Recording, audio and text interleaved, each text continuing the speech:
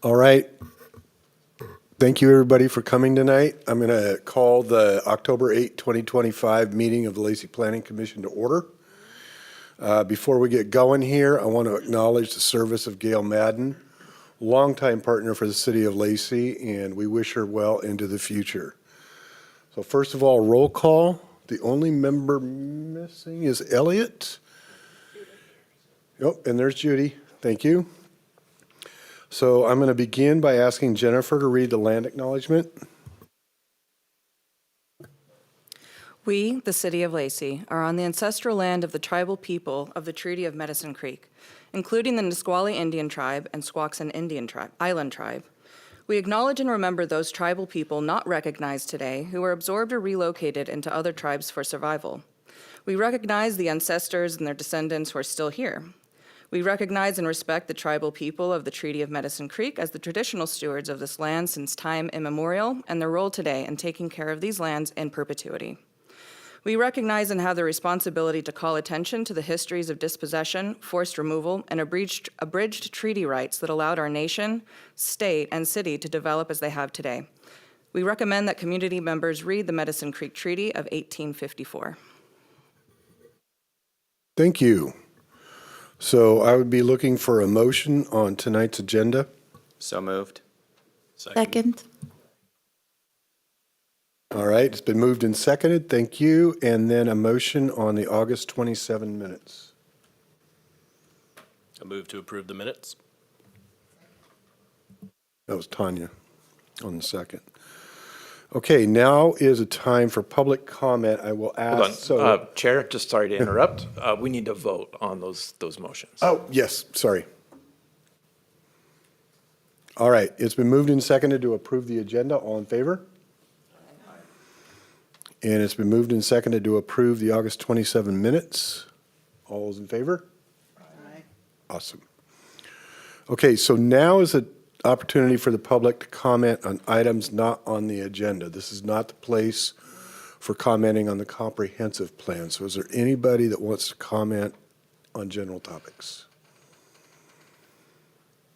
Okay.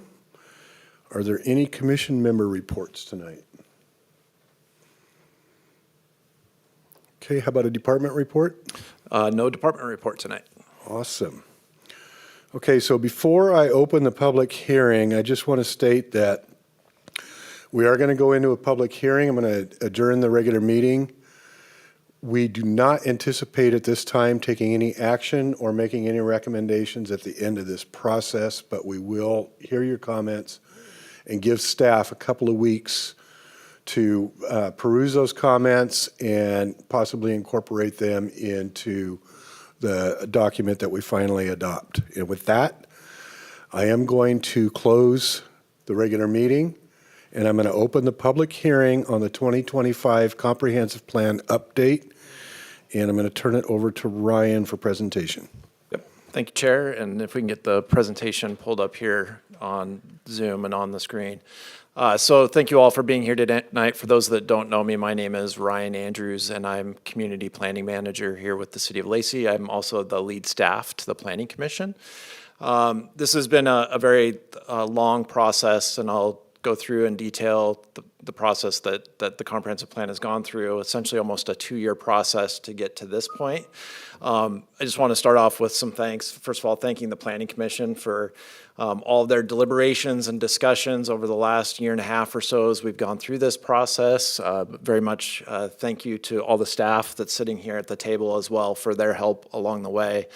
This is not just, I'm giving the presentation, this isn't just Ryan's comprehensive plan. This is all of our comprehensive plan, and it's definitely been a team effort, not only with the Plan Commission, with staff, but the community as well. And so with that, I'll go into some background as far as how the comprehensive plan was developed, some of the background, and then the recommendations and some of the changes that are in front of you. And then at the end, I'm going to go through the comments, the written comments that you've received tonight prior to opening it up for comment. And so after I give my presentation, for anybody that's in the room that would like to give comment, we've got your sign-up sheet. We'll go through those one by one, and then anybody else that would like to give comment, you're able to do that as well. We ask for everybody that's able to come up to the lectern and provide your comments up there.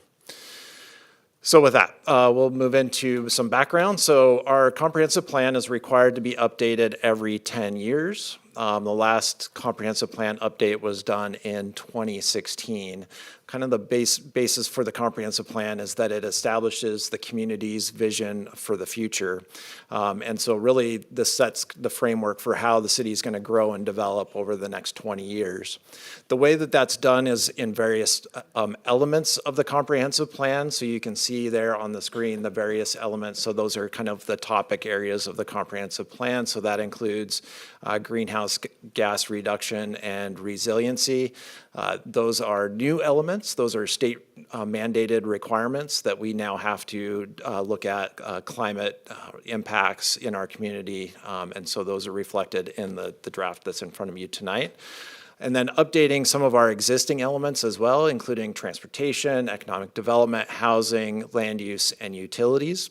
You'll see on that list there's some others that we've already previously taken a look at, council has approved, and those include our parks and recreation element, our capital facilities element, and our shoreline goals and policies that are articulated through our shoreline master program. Plan has been developed through a rather long and deliberate process. It started with visioning back in the summer of 2024, moved through a community priority process into last winter. We released a draft plan to the community and began getting feedback on this last summer, and now we are beginning to finalize the plan, and part of that finalization is this formal process and the public hearing that you're here tonight. And the little orange dots at the bottom represent all the opportunities for public engagement that we've done throughout the process. So just a reminder that this public hearing is kind of the end of the public engagement process. There's been a lot of dialogue with the city, with the Planning Commission, with the council, with the public along the way. So I'll go into this kind of what included that first phase of our outreach, which was visioning. And so we first started with a series of visioning sessions with our city council, our youth council, and with you, the Planning Commission. And I know this slide in particular can be a little difficult to understand with kind of the targets and the bullseyes, but essentially what we did was we did a online platform with both council, youth council, and Planning Commission to kind of gauge what type of events they wanted us to reach out to the community at. And essentially what they told us was that we needed to do a series of online and in-person events.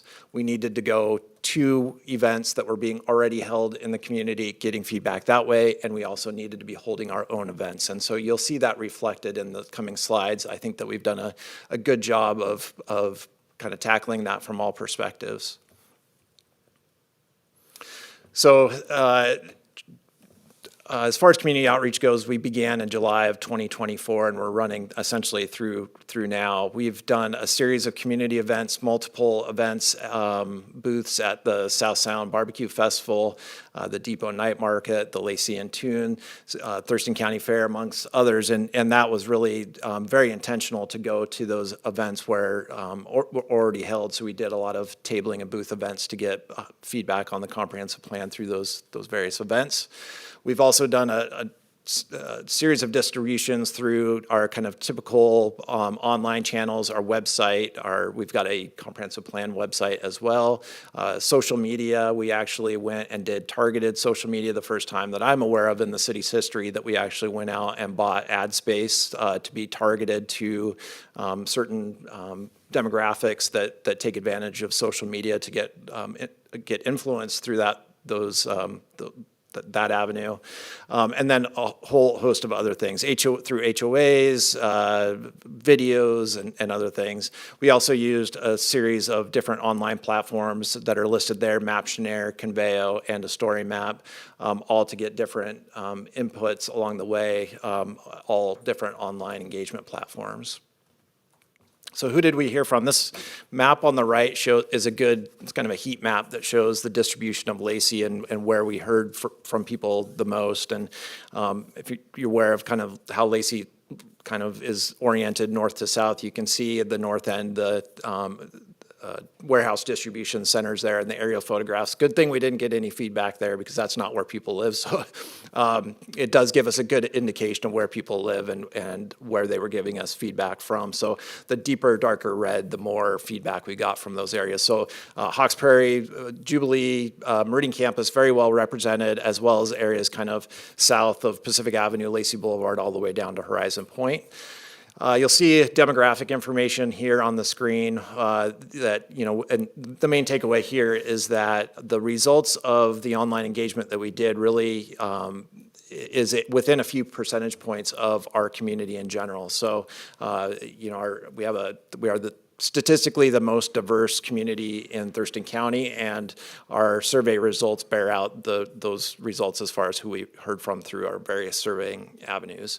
And when it was all said and done, we had about approximately 60,000 different community contacts. And so that's an impressive number, especially given that Lacey is about 60,000 people. So 60,000 community contacts would also include people, say, in unincorporated Thurston County that live in the unincorporated urban growth area, which is, so total about 100,000 people. We hit about 60% of everybody, so that's a really good number.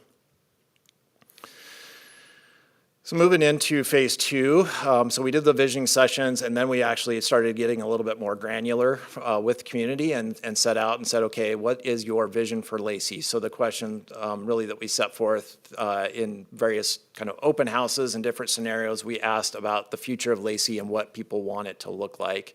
We also asked various quality of life questions, and specifically what ways can the city itself support and improve upon our community's quality of life. And this picture was taken from a open house that was held this last February here in this room, and the Planning Commission hosted that. That community feedback led to the following kind of priorities. And so what we heard from the community and in this order, so number one out on the list by volume, the number of comments we received was transportation was the highest priority, specifically transportation infrastructure around walkability. Number two was public health, safety, and social services. Number three was around housing. Number four, sustainability and environmental conservation. Number five was about community identity, amenities, and recreation. And number six was economic growth and local businesses. And so the way that we started running through this process was that we had these community priorities, which ultimately ended up being the goals, the main goals that connect us all within our comp plan. And so we came up with 6 different community priorities that are articulated on the screen here. So connected communities, public health and safety, diverse housing, environmental preservation, community identity, and economic vitality. And as you read through the comprehensive plan, you'll see that all of these different items are connected throughout. So depending on the topic, it could be a housing-related goal or housing-related policy. You might also see things in there related to environmental preservation or economic vitality. So we really wanted to make sure that not only were these community goals shown in the plan, we also wanted to make sure to show how they were connected to each other.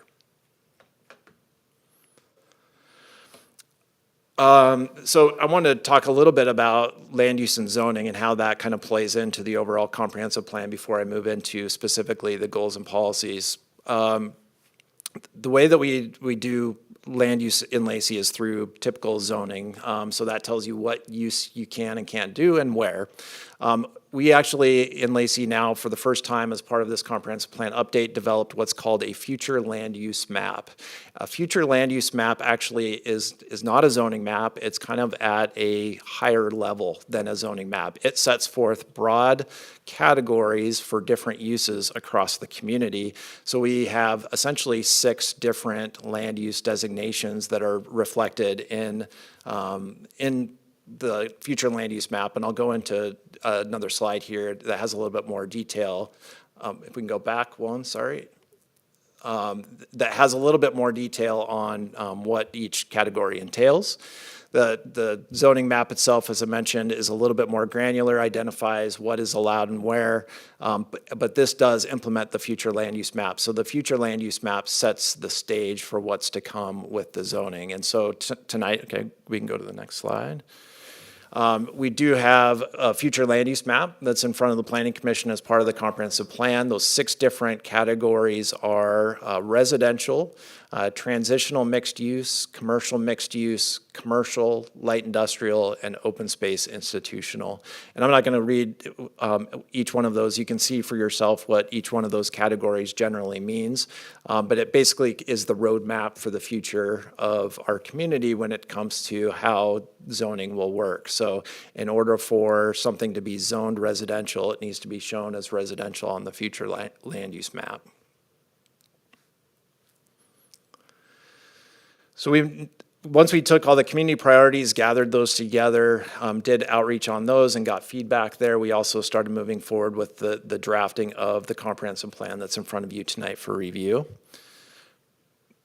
That includes goals and policies. So through goals and policies, we utilized a bunch of different resources. So first of all, we used our State Department of Commerce checklist. We have certain things that we are mandated to include in our goals and policies, and that's where we pulled those from. We also reviewed our existing 2016 goals and policies too and made adjustments there. We integrated those community priorities. As you remember, the community's priorities starting with 1 through 6, number 1 being transportation. We included those in the updated goals and policies. We also met and had work sessions with both you, the Planning Commission, and the City Council as well on reviewing those goals and policies. And we also we have some framework countywide planning policies that apply at a county level that we also pulled from as well. We did a community review of these policies, and this was a couple months ago through, I think, July of 2025. And basically, as we drafted these through the Planning Commission, asked the community, did we get them right? We had approximately 3,000 site visits and over 200 comments submitted reviewing those draft goals and policies. So out of that community review of the goals and policies, we had 37 different updates. So we took the community feedback that was given to us through that community and the Planning Commission review and updated 37 of those, which included 32 minor policy language adjustments, 3 new policies, and 1 minor goal adjustments. And we did, for the remainder of those, kind of segment those. If you remember the Planning Commission, we had several that we weren't able to address. Some of them were because they were supporting what the city was stating in terms of the goals and policies. We had some that were generally in alignment with our community feedback, but most are kind of the third category, which were the comment itself fell outside of the function of a comprehensive plan. And then lastly, some that were addressed within a different section or element of the comprehensive plan. So that brings us to some additional updates that are in your packet tonight that will be part and parcel of the comprehensive plan update. So what the Growth Management Act requires of the city is not only updating our comprehensive plan every 10 years, but also updating the zoning codes that implement the comprehensive plan every 10 years as well. And so we have several of those in front of you tonight. So some of those include some zoning consolidations, some are community rezone requests, and some are minor text amendments. And I'll go into kind of each one of these in a little bit more detail. So first we have some zoning consolidation work that's in front of you tonight. So we have I think Lacey, it probably, if we don't have the record, we're probably close to it, has probably more zoning districts than any other community, at least locally. And so our charge here was to begin reducing some of those that especially overlapped others. And so you'll see on the screen here, I'm not going to read through them all, but we do have several consolidations and removal of certain districts because of the overlapping districts that may already exist. So for example, we had some commercial districts that it was really hard to define what made them any different. If we couldn't, as staff, determine what made them any different, we decided, well, it's probably best to get rid of one and combine it with another that more accurately reflects that zone. And that's kind of the tone of all of the consolidations, was to make sure if we had ones that were overlapping, that we combine them where we could. We also had a number of community rezone requests. I think there's 9 on the screen here. So we went through a process early on as we gathered feedback in the comprehensive plan process. We asked the community at large how suggested properties for rezone. How many did we have total, Hans? 52 community rezone requests. We went through a scoring rubric process with the Planning Commission to whittle those down to those that were kind of the most necessary, those that most would achieve the comprehensive plan goals and visions, and came up with these 9 as the highest priority. Each one, there's materials in your packet. There's a story map that provides a little bit more information on each one. I'm not going to have very much additional information as part of this because there are so many. But for the most part, these are changes that were, maybe we had areas that should have been their parks property. For example, I'll use the RAC, the Regional Athletic Complex Phase 3 property, which is across from Nisqually Middle School. It's currently undeveloped. It is currently zoned residential, so that's on the list to zone it as open space institutional, which would allow it to develop as park. We have some other community rezone requests that were done by private property owners and others that are setting out to achieve other city goals. We also have some minor zoning text amendments, and that's in your packet as attachment 7. And these are where the use or intent of a district have changed since the last update, and minor changes were needed to reflect those updated community goals. So these were things like removal of certain processes or removal of certain codes that maybe haven't been looked at since the last time we updated our comprehensive plan. So those hit the high points on, so we talked a little bit about goals and policies. We talked about, updates through our zoning map and codes. All this to say that this will ultimately be part of our comprehensive plan that is posted on a website. So our final product will be a comprehensive plan website. And you can see just the starting points here. You can see what will be available hopefully soon. As we move through the Planning Commission process and ultimately the council process, this final comprehensive plan will be a fully functional website where you'll not only be able to see all the changes, all the goals and policies and all those things, but how they all relate to each other as well, which is really important.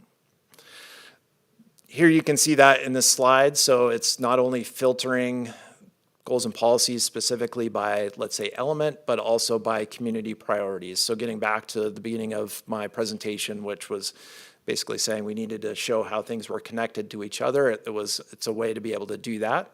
It also has a powerful search function. You can see there up at the top where you can search by keyword. Comprehensive plans, just because of their nature, are long. I think the packet that you had in front of you tonight is 752 pages. It's a way to be able to communicate to the community what is in the comprehensive plan. It's something that is translatable, and when I say translatable, I mean in language form. It's something that has, the ability to push a button and be translated into other languages, which is really important. And so just the functionality that the website will provide in the future will be very valuable for Lacey as a community and basically articulating its vision for the future. So let's talk a little bit about next steps. We are nearing the end of this process.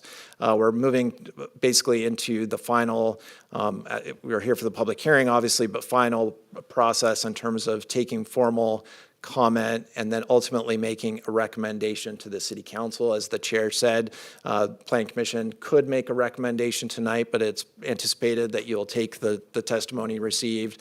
Staff will go back and analyze it and provide a recommendation at your next meeting in 2 weeks. We would expect that in 2 weeks, the Planning Commission would be recommending this to the city council. future, from here we go forward, we're going to transition to that comprehensive plan website and go live with that here, hopefully in the very near future. City Council, we are working towards getting a work session scheduled with them. They've been working hand in glove through this process with us and with the Planning Commission. We expect that work session to happen in November with final plan adoption by the council in their second meeting in December. We are also required to submit our final comprehensive plan to the Washington State Department of Commerce and file it with them for growth management appeal purposes. Is there anything left? So with that, that's the end of my presentation. I did want to highlight a couple of the comments that you received. So earlier today, I did send the Planning Commission an email, so you should have in your email inbox a email from me with 4 different comments. So there were 2 comments from Toyer Strategic Advisors on 2 different properties or 2 different sections of code, some changes. One for 1302 Alder Street, and then another related to comp plan future land use designations specifically in some areas around Hawks Prairie. Some general comments on the comprehensive plan from Stephen Bernath, and then also another email from Larry Taylor. And then since that point, we also received 2 additional comments. Those were put on your dais there in paper, so you should have those. If you don't, let me know. One comment, a written comment from Jim Keogh and Jane Nibbler-Keogh. And then another comment from Jesse Simmons at Olympia Master Builders. So with that, I think that's it for a staff presentation. If there's any questions at this point, I'm happy to take them. Otherwise, I think this would be a good opportunity to turn it over for public comment for anybody in the room. So with that, just thank you again. Happy to assist the Planning Commission through this process, and yeah, happy to answer any questions. Thank you, Ryan. So before we get into the public comment section, I want to acknowledge some people here. First of all, I want to acknowledge my fellow commission members. This is one of the heaviest lifts that we have to do. And throughout this whole process, you and there's actually some former commission members that were part of the beginning of this process. The dedication you've shown to the city and to its inhabitants and business owners is incredible, and I really appreciate that. I also want to acknowledge Rick and all the department directors that help provide information to us, but I especially want to call out Vanessa and Ryan. The staff, the information that they provide to the commission has made our job much easier, and so thank you for that. Okay, with that, I'm going to open it up for public comment. I want to remind you, you're limited to 3 minutes. I will cut you off at that point. Please keep your comments related to the comp plan. And when you stand up, go to the podium, state your name and either your address or connection to the city of Lacey and the subject matter. So I'm going to begin with Will Russell.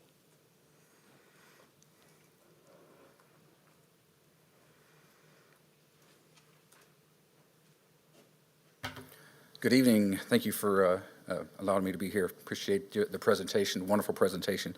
So my name is William Russell. I live in Lacey.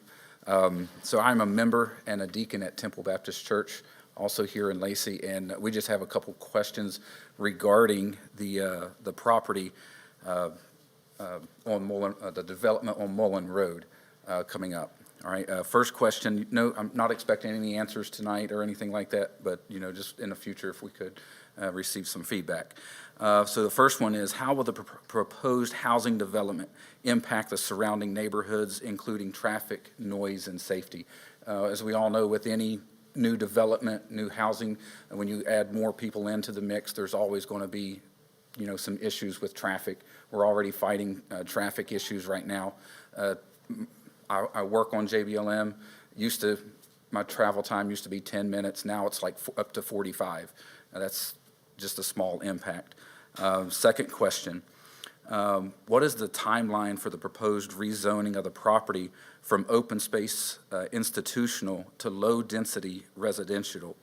And how will this affect the surrounding neighborhoods? So obviously, our property that we own is not residential, so by them changing the zoning of the adjoining property next to us, how will that affect us and the surrounding neighborhoods as well? Third question, how might this development affect property values in the surrounding areas? And the fourth question, if the memorandum of understanding is voided or extended, what alternative plans does the city have for the property? That's all I have. Thank you. Thank you very much. Okay, next up is Jim Keel.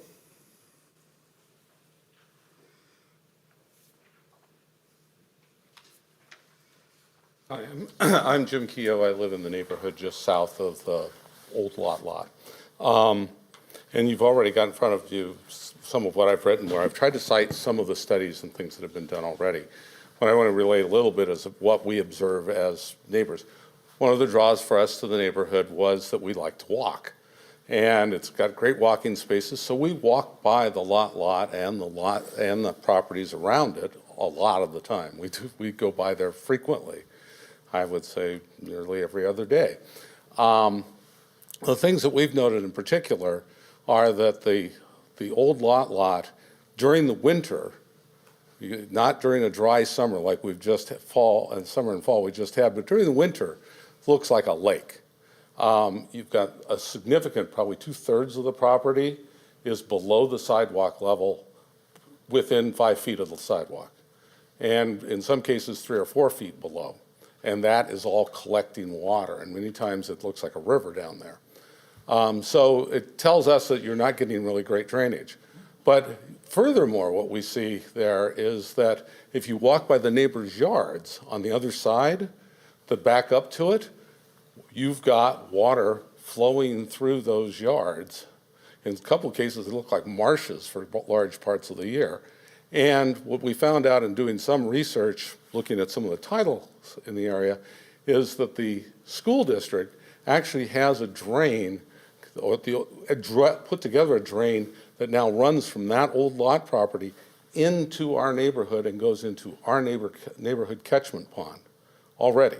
And that's after they dug a space to try to collect water before it got into the drain, into those yards. So we know that that is already draining into our neighborhood. And so if you do further development, it's not going to get better. It's going to get a lot worse. And in years where we have 55 to 65 inches of rain, it often causes flooding, and we end up having duck pond weather for quite a bit of time in our neighborhood catchment pond. The other note that I would make is from walking, and I invite you to walk or drive Mullen. Trying to get into that neighborhood with the center area currently planted, which it largely is, there's only 2 little gaps in that, makes it, there's virtually no way to turn into it. There are a couple of neon stakes, marked stakes at either end of the property. I invite you to drive it and try to see if you could figure out how you would turn in or out of that property going east or west. And what that means for people is that they're going to end up having to turn right. The turn coming right, especially the west side of the property, closer to the Camacho exit, you can't see around the corner. So you have a very difficult problem getting in and out, and you're mostly going to send people transportation-wise to Ruddle, not to College, where most of the services are and where the shopping is. Thank you very much. So take that walk, take that drive. All right, Larry Taylor. Hello, I'm Larry Taylor from Ridgeview 2 in the Hawks Prairie area, so in the Lacey urban growth area. I was here just a month ago to talk to the Lacey City Council, and my subject has to do with transportation and the long-range plan, and in particular 2 roundabouts. They're planning a roundabout, Intercity Transit wants to put a roundabout Martin, Deutero, and Meridian, which is at the top of Martin before you go down into the Nisqually Valley. As we come up Ridgeview and try to turn right or left, if they put a roundabout in there, all of a sudden traffic's going to be continuous flowing. We're pretty much not going to be able to use Ridgeview to Martin. We do have Ridgeview to Stelicum Road in the back, in the south. So our initial concern was just getting in and out of our community. The stoplights, the way it works right now, there's pauses as traffic goes in different directions. And when that pause happens, we can turn left, right, no problem. We're on our way. You put a roundabout in there, it's going to be continuous flowing. You might as well just put a brick wall there, whatever, cinder blocks, and cut off that road that we use the most. So we're against that roundabout. And also, while doing research on that roundabout, I found out Lacey actually has the worst single roundabout in the whole state. So that's why I'm bringing it to the Planning Commission. I think you guys ought to take a look at it and try to fix it. So the one above it, and I have sent this to everyone already through the email, the only one that's worse than the one in Lacey happens to be 4 roundabouts in close proximity. It's in Lake Stevens. So it's not really an intersection as per se. So Lacey actually owns the worst intersection in the whole state. And I think they ought to try to fix it. And from Lacey's own data, which I did with a public records request, that roundabout was installed in 2001. Before that time, 1 accident per year or less. Since then, it has gone up as high as 55 in a year. And if you talk to the traffic engineers, which I did in February at the open house here, their answer was, well, there won't be any fatalities or serious injuries. I said, well, that's nice, but what about insurance?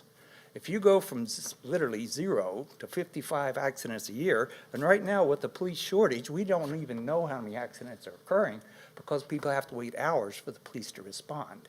And I'm not faulting the police at all. There's only so many of them. So anyway, your insurance rates go up, my insurance rates go up. So we need to fix a problem, which is the intersection of Marvin, Britton Parkway, and Willamette. It's quite a bad intersection. And so how do you fix it? Well, the Brits have been doing it now for 10 years, and they're removing roundabouts to improve safety.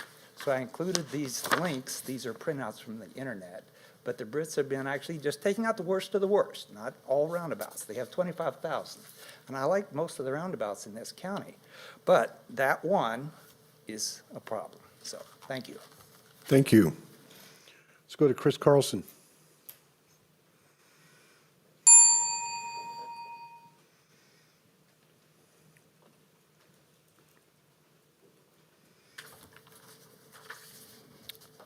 Thank you, Commissioners. My name's Chris Carlson, and I'm with Haddon Godat Pantier. I'm the planning manager for the company. We're an engineering and surveying firm here. Been a long-time engineering surveying firm in Thurston County. First of all, I'd like to thank the Planning Commission and city staff for the hard work that they've done on the comprehensive plan update. The 10-year periodic update, as Commissioner Gadman had alluded to, is a very heavy lift.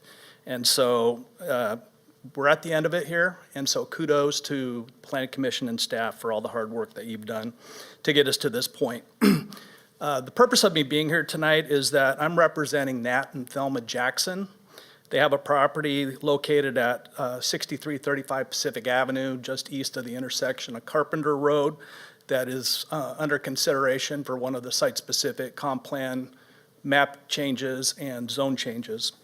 The property, as I indicated, is located on the south side of Pacific Avenue between Carpenter Road and the Lacey Community Center. The property is 3.41 acres in size and currently zoned low density. The low density zone, as you are probably aware, limits the density. It's typically just to single-family duplex, triplex at a density of 6 dwelling units to the acre maximum.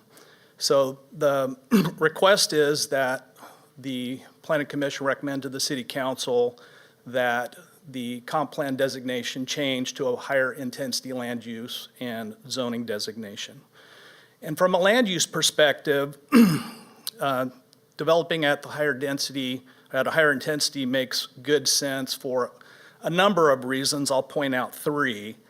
The property, as you know, is located on Pacific Avenue, which is designated as an arterial corridor by the Lacey Transportation Plan. and it's just east of Carpenter Road, which is also designated as an arterial corridor.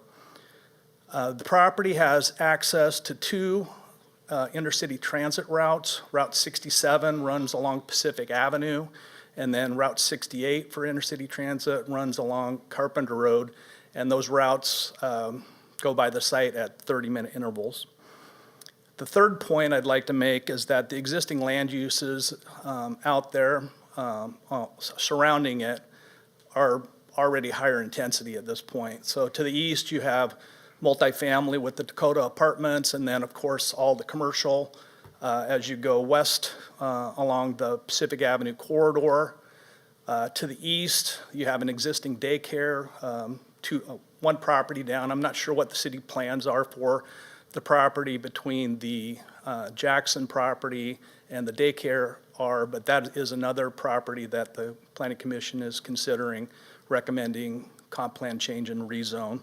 And then, of course, you have the community center to the east and Log Cabin. Anyway, thank you for the opportunity to provide testimony this evening. Thank you very much. Lori Davies.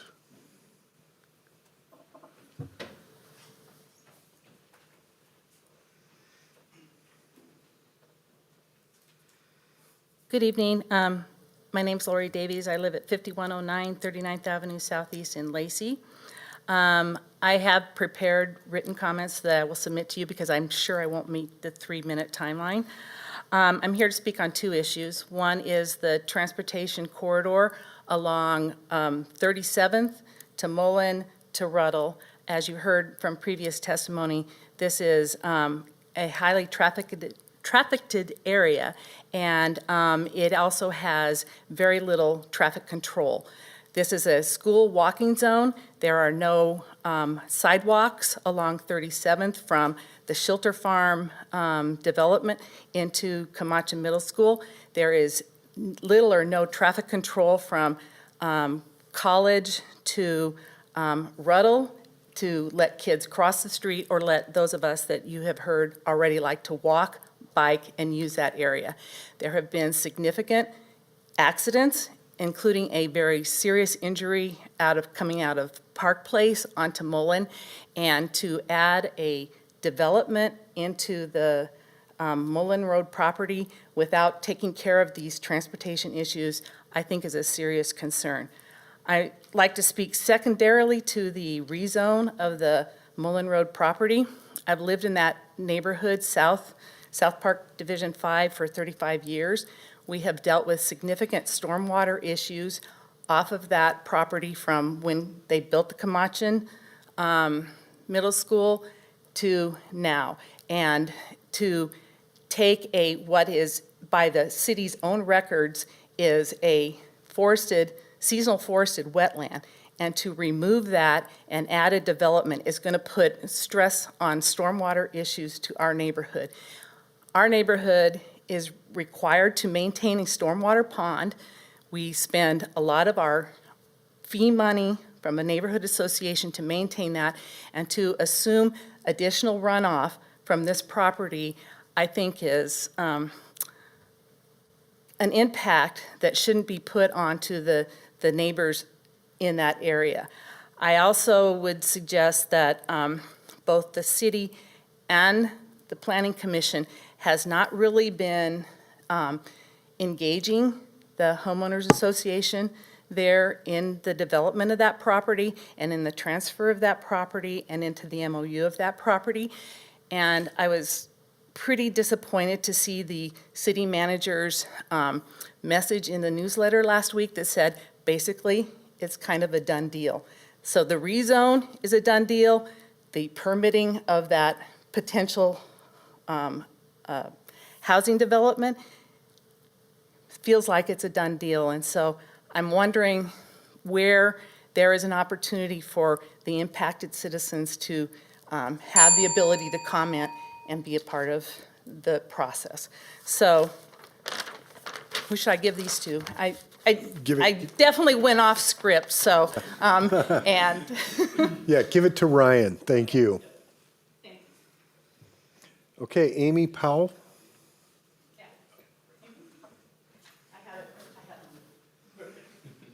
And your contact information is on that? It is. Okay. Well, not my email address, but I think these guys got my email Yeah, address. yeah, okay. Hello, I'm Amy. I live in Lacey. I also live at 5109, but on 25th. So, thank you. I'm commenting on comp plan. In relation to the Thurston Climate Mitigation Plan, though.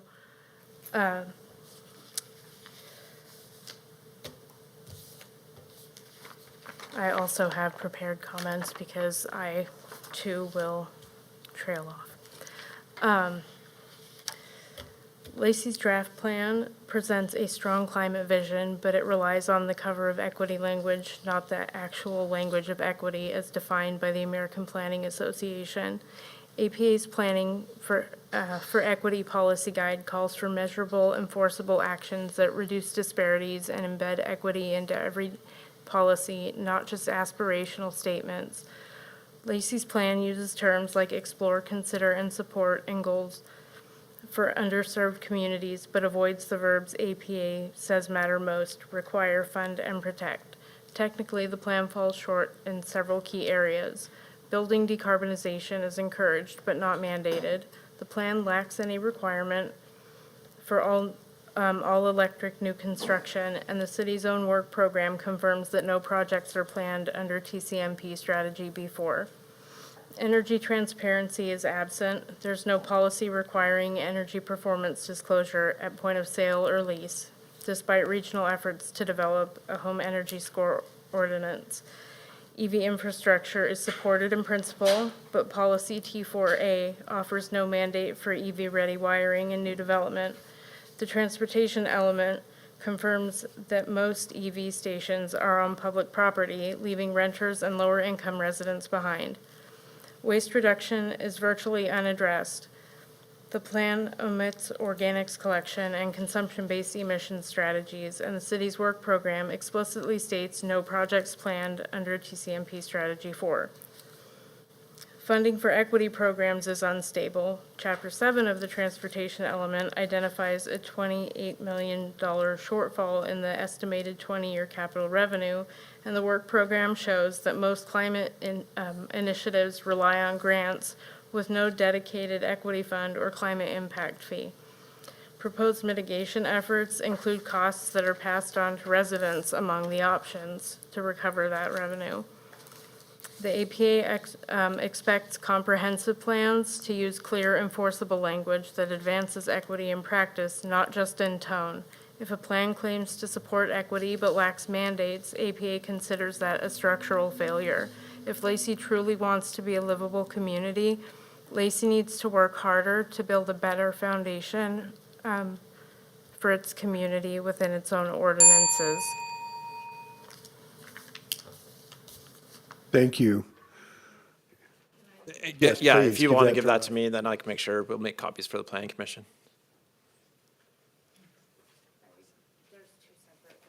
Okay, perfect. Thank you. Okay, Lisa, and I'm sorry, I can't tell if it's Warren or Warner. Warner. So the clock should be like where the speaker can see it, by the way. Just a matter of logistics, but anyway. So I'm Lisa Warner. I live in Lacey. I live in the South Park area down near the Mullen property, the 5,000 Mullen property. And I actually have like pretty similar concerns to ones that were already expressed. So I just want to add them in just to say that, I mean, first of all, Mullen Road has got a kind of a fatal flaw that was built into it because it wasn't properly graded when it was built. And so there are visibility issues for pedestrians and for drivers.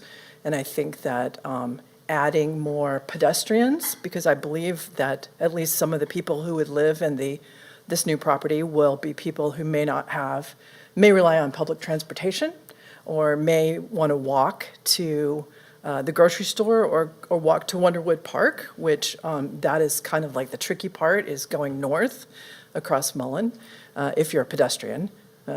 Otherwise, you don't need to. You can just go to the other park. But, and 45th, which is the street to cross to the other park, is great. It's great visibility, it's flat, it's just a easy road to cross. But Mullen is, got a flaw in it. And also, as you've heard, we have a flaw in our drainage system. We've got, I don't know, I guess we're not really a wetlands, but it kind of feels like we're a wetlands at times. And there are at least, I think there's at least 4 properties in my neighborhood that have this weird drainage issue. And the water just seeps and seeps and seeps. I don't know how they can stand it, honestly, and it must be getting into their foundations.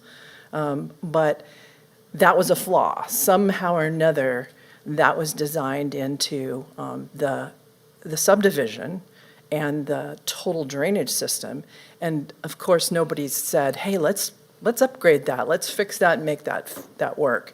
And neither have they done that with Mullen Road. So I think that when we're talking about making changes to a piece of property that's currently green space, or well, it looks like green space, right? It feels like green space. It's open, it's just natural, it's not necessarily super pretty, but it's real, natural ground where animals, birds live, and that space is, disappearing. It's really disappearing in favor of densely packed housing. When we talk about making these changes, the reality is these changes are going to be there for the next 15, 20, 30 years. I will have moved out of my property by the time that those things will still be there. And I want to see us do this right. I want to see this property done right so that we're all happy, not just the little community that's being built, but also the people around it, because they're going to be part of our neighborhood if they're going to be here. So that's it. I'm done. Thank you very much. That exhausts the list that I have. Is there anybody else in the room that would like to comment on the comp plan before I close the hearing? All right, thank you very much, everybody, for sharing your comments. We do take them to heart. I do want to remind everybody the Planning Commission is not expected to take action tonight. Rather, we'll let staff digest the comments that have been received and make any recommended changes to the draft comprehensive plan for our meeting on the 22nd. So, sorry to interrupt, Chair. I think we may have somebody online, so we do have one attendee online. We haven't opened it up to the attendee, so there is one attendee. If you'd like to be admitted and make comment, use the raise hand function, and we'll bring you in. So we'll just give us 1 second. We have David Toyer on Zoom that will be providing a public comment. Can you hear me okay? Yeah, go ahead, David. Awesome. Thank you very much, planning commissioners and staff, for the opportunity to speak this evening. David Toyer with Toyer Strategic Advisors. We are an economic development and land use consulting firm. We've gotten the privilege to do a number of projects over the years in the city of Lacey and surrounding communities. I did, as staff noted, submit 2 different comment letters in advance of your meeting this evening. One is in regards to a rezone for the property at 1302 Alder Street, which corrects an outstanding issue with the existing zoning on the site, preventing development opportunity moving forward, and would appreciate the Planning Commission's continued support for that to have LD zoning. The second thing that I wanted to comment on this evening was with my other letter, and it's related document kind of to the comprehensive plan. It's the Title 16 draft changes and deals with the implementing zones for each of the various future land use designations laid out in the comprehensive plan. My comment was that the Planning Commission consider adding, not necessarily taking it away from its existing future land use designation, but also adding the light industrial commercial designation to under as an implementing zone under the mixed use land use designation. One, because it does involve a mix of uses, and 2, to me, some opportunity potentially in the future, located kind of where that existing mixed-use land use designation borders the industrial land use designation. And there's some, I think, great opportunities to look at how kind of densities can be mixed in there and small, and other light industrial type uses that are more commercial in nature, can be integrated kind of along that boundary of the two land use designations. So we would really appreciate the Planning Commission considering that. And I'm happy to answer questions on either of the two letters and information that I submitted yesterday. So thank you again for the opportunity. Thank you very much. So with that, I'm going to close the public hearing on the 2025 Comprehensive Plan Update and reopen the regular meeting. So before we go on to the next item, I want to ask any of my fellow commission members if you have questions for staff on anything that we've covered tonight. Okay. So let's move on to the permit processing and development code procedures, and you're all welcome to stay. We love an audience. Shannon.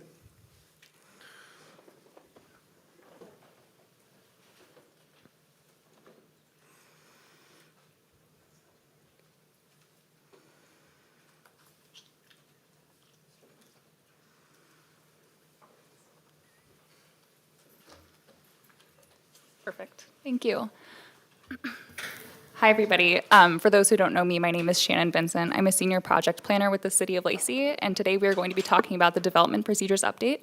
Thank you to those of you who are staying. This may not be as exciting as comp plan, but we'll try to make it. So this is a proposed amendments to our Lacey Municipal Code and the Development Guidelines and Public Works Standards Manual relating to the processes and procedures that we use for development applications. So today what we're going to be doing is going into some of the background of the project, what we're doing and why we're doing it, a overview of proposed changes, and then our next steps. Oops.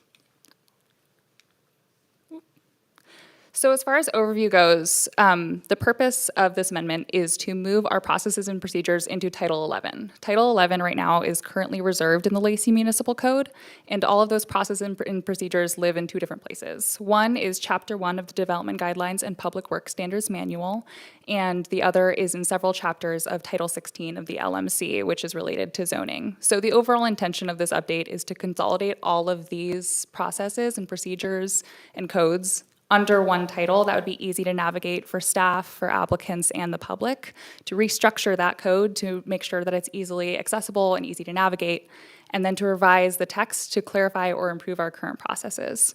So one thing I would like to stress too, moving into what our proposed changes are, is that largely this is just a consolidation and a relocation of existing provisions. There are going to be some minor changes and updates to those, which I'll be going over today. But mostly this is just moving everything into one place to make it easier for everybody who uses it. So as far as the actual content of Title 11, which will be called Development Procedures, you can see the relocated chapters. First is Chapter 1 of the Development Guidelines and Public Works Standards Manual, and then 6 chapters of Title 16 of the Lacey Municipal Code, all related to site development applications. We are proposing 2 new chapters. This is for interpretations and amendments, and then also temporary use permits. These are 2 areas where staff has identified that we have existing gaps that we could create pathways for applicants who wanted to seek those out. And then finally, one thing that you won't see in Title 11 draft before you is just corrections to the remainder of Lacey Municipal Code. That's going to be all the other titles that are affected. So just references to old chapters and things that are going to be relocated. We figured we would save you from that because it is already 100 pages and that would make it much, much longer. So moving into proposed changes, I'm going to start with the Development Guidelines and Public Works Standards Manual, Chapter 1. So first will be updates to definitions. We are going to be moving definitions from Chapter 1 into what will be Title 11, and then also adopting any definitions from Title 16 that appear in Title 11 by reference. This is so we don't have two different definitions living in two different places of the code. As a part of moving those over, we are adding a few definitions, for example, things like temporary use and storage trailer that are located in our new chapters and that staff and applicants will both need to use as they move forward through the permitting process, and then making some minor revisions to existing definitions, things like conditional use that have processes and procedures in the definition that would be more appropriate in the chapter itself. Next will be application material. Instead of a short list, which we have right now, we are proposing to actually have an exhaustive list of required application material codified that staff can then use to inform our application forms and our pre-submission meetings. I think it's important to note that we aren't going to be requiring additional material as a part of our applications. This is just so staff has them codified to lean on when we are going through those pre-submission conferences, letting applicants know what they're going to need to be submitting. Next is going to be our vesting protocols. Right now, our vesting section is very minimal. What we are proposing is just to expand it to match what we currently do, but just so that it's codified. Mostly what that is establishing when applications vest and what applications vest.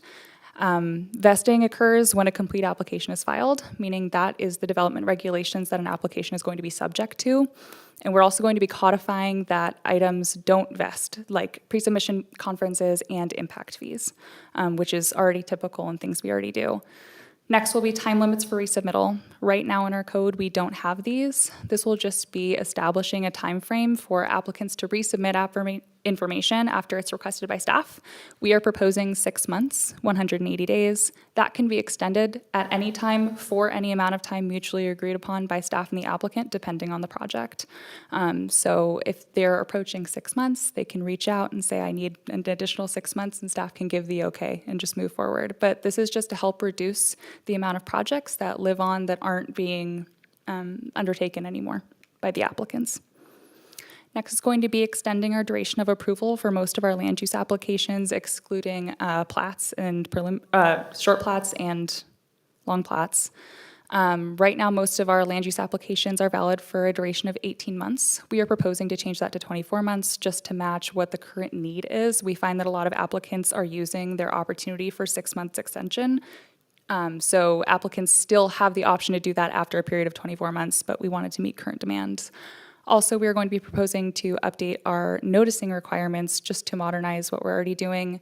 Rather than posting in the city newspaper, we will be posting notices of application online on the city website, and notices of decision can be provided via email rather than required to be sent by mail unless it's requested by any party.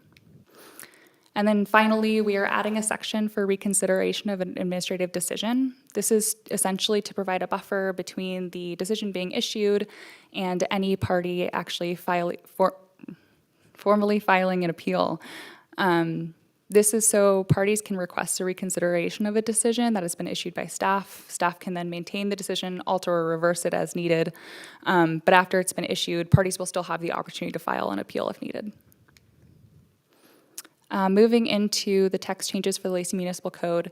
For all the chapters that are going to be relocated into Title 11, we are going to be removing the intent sections, updating wording and capitalization to match our current style guide, and then relocating and retitling sections when necessary, just so that the title itself is consistent. If you look through the draft Title 11 that's been presented before you today, you will see a lot of stuff highlighted in gray. There is a key on the first page, and that indicates that something isn't actually being removed or isn't actually new. It's just being relocated to a different area. First with site plan review, and with many of the chapters that you will see in the next few minutes, we are just establishing review criteria that don't already exist. Specifically for site plan review, this is addressing that the site design mitigates any impacts to the site itself and to adjacent uses as appropriate for the proposal, and that they are just compliant with applicable development regulations. We are also going to be updating our applicability section to comply with some previous legislation, Senate Bill 5290, which requires that internal renovations do not require site plan review provided they don't exceed certain thresholds, like adding more bedrooms, things like that. Next is going to be updates to our variance chapter. We are proposing to change the thresholds for the reviewing authority so more variances can be reviewed by staff if they have minor impacts. We consider those minor impacts to be any variance up to 25% of a measurable standard. For example, a 12-foot setback being reduced to 9 feet, or a variance that would otherwise alleviate the need for a wetland development permit. We also want to define which provisions are eligible for variances. This would exclude things like processes and procedures or the permitted uses within a zoning district. And then finally, we're going to be rewording the variance criteria for clarity. There aren't any major changes to the criteria themselves, just a reorganization so that it's clear to applicants, staff, and the hearing examiner, if that's the approval authority, what it is we're asking and what we're measuring the project against. Next is conditional use permits, similar to site plan review. We are just going to be establishing review criteria that proposals are going to be reviewed against. Again, this is something that staff typically already do. It's going to be criteria such as, is it consistent with the comprehensive plan? Is it largely compatible with adjacent uses? If not, have those impacts been mitigated appropriately, et cetera? This is important for applicants who are submitting these applications to know what the standards are they need to meet, for staff who is providing a recommendation to the hearing examiner, and the hearing examiner who's actually issuing the decision. Next is going to be changes to our planned residential development applications. For those who might not be familiar with PRDs, these are a type of plat that allow for flexibility from standard development regulations, things like setbacks, provided that they provide some type of superior design than a typical plat. What we are doing is establishing design criteria to ensure that intention of superior design is met, that the PRD provides a public benefit that will mitigate any adverse impacts to neighboring properties that may occur as a result of those flexibilities from our typical regulations. Some of those superior design examples are protection of critical areas that wouldn't otherwise be protected, providing a significant amount of affordable housing as a part of the development, things like that. We also want to clarify that the 30% of the required open space as part of a PRD cannot be comprised of regular critical areas to ensure that the applicant is both protecting critical areas and providing that amount of open space that they need to. Next is going to be development agreements. We are just clarifying what code modifications can be allowed by a development agreement. So what they can deviate from and what they cannot. Things that they cannot deviate from, for example, are things like building codes and stormwater regulations. We also want to define what content is required. Because development agreements occur over typically a long span of time and impact a large area, the content that's required is a little bit different than a normal land use application, so we want to make sure that that was captured. Finally, we just want to establish, again, review criteria for approval or denial of the application that isn't already there. Some of the review criteria, again, are consistency with the comprehensive plan, whether there is a economic benefit to the city of Lacey as a result of the development agreement, things like that. Finally, I think for the relocated chapters is going to be rezones. What we are proposing for our rezone chapter is establishing 2 different review processes based on whether a comprehensive plan amendment is required. So rezones not requiring an amendment that are submitted in conjunction with a land use application will be reviewed by the hearing examiner before moving forward to city council.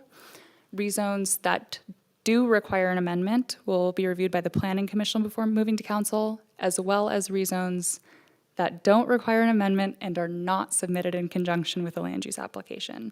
So for the last one, for example, if a developer is interested in a rezone and then development of the site afterward, but they want to see that the rezone would be approved first before investing time, money into the actual design of the project, those would be reviewed by the planning commission before moving forward to city council. And then again, establishing decision criteria for those rezones. As far as new chapters go, we are proposing a chapter specifically for interpretations and amendments. This would create a path for applicants to request code interpretations that would be issued by the director, added to the amendment docket, and then later changed in our code. This is just to establish a clearer process for when an interpretation is needed or where there isn't already clarity in our code, and then making sure that staff can apply them consistently and that applicants know what exactly we're asking for if there is a gray area. Again, establishing review criteria for those amendments to ensure that they're consistent with the comprehensive plan and that the amendments themselves have merit. And then finally, we are proposing a approval pathway for temporary use permits.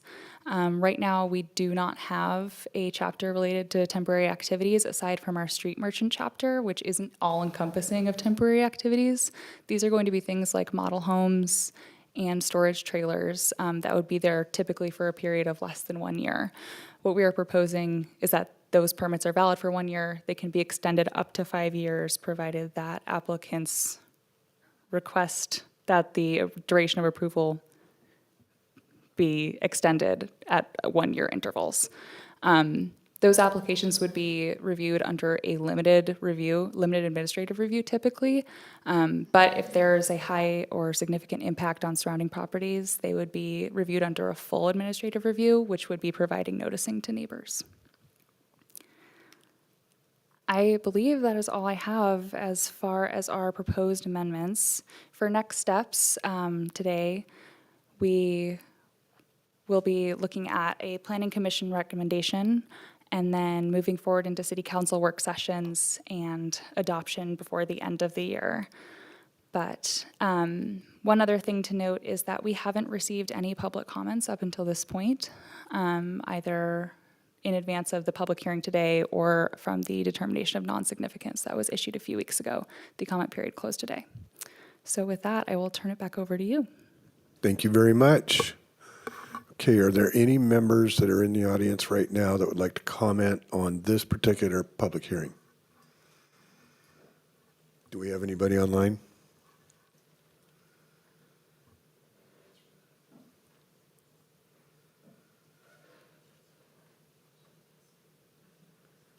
Okay, yep, so nobody online. Okay, perfect. So with that, I'm going to close the public hearing on this item. And the Planning Commission is expected to make a recommendation. We're going to enter into our regular meeting.